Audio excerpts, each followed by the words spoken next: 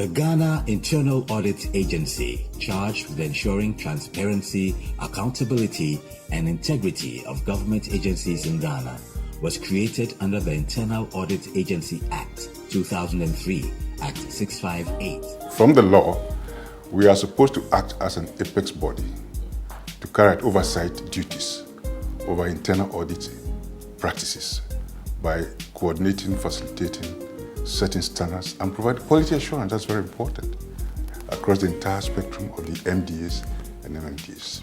And our vision is to be a center of excellence for best practices in internal auditing in the sub-region and even possibly even Africa. The agency has 4 core guiding principles, namely integrity, objectivity, confidentiality, and professionalism, with the core objective of contributing to the improvement of fair, transparent, and accountable governance, and to rebrand internal audit practice in the public service of Ghana for improved visibility, public accountability, and support. It is in meeting these objectives that the ERM program was introduced. Good governance, risk management, and control. These are 3 pillars of value creation in every organization. And when I talk about 3 pillars, what I mean is that they are the instrument, the tools that can create value. You must have good governance in every institution. You must have effective risk management, and then good internal control. Basically, every organization and in the public service, the MDAs and MMDAs are faced with risks. We all have strategic plans that are targeted at achieving certain objectives. And the risks are the things that keep us from achieving these objectives. Sometimes the risk may be an opportunity to make the best out of a particular situation. So ERM, which stands for Enterprise Risk Management, is a methodology for identifying the risks that your organization face and how to go about setting yourself up to be able to manage those risks, so that if they materialize, the impact on the organization is minimized. So you are looking at getting organizations in the public service to minimize the impact of various risks in achieving the objective, which is to deliver goods and services to the public in general. Risk management will help you to look into the future, like the crystal ball, as to what can happen in an attempt to achieve a particular objective. And then looking at it, then you see what can go, you ask yourself what can go wrong.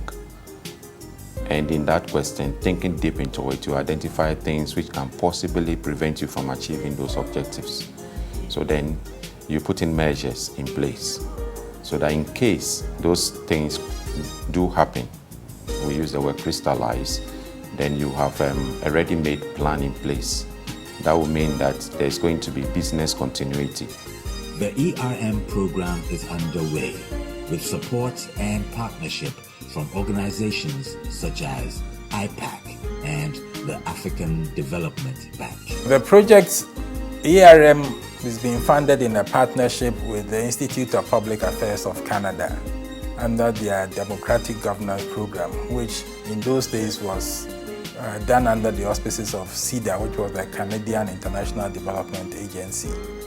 It's been a partnership that has been over 5 years.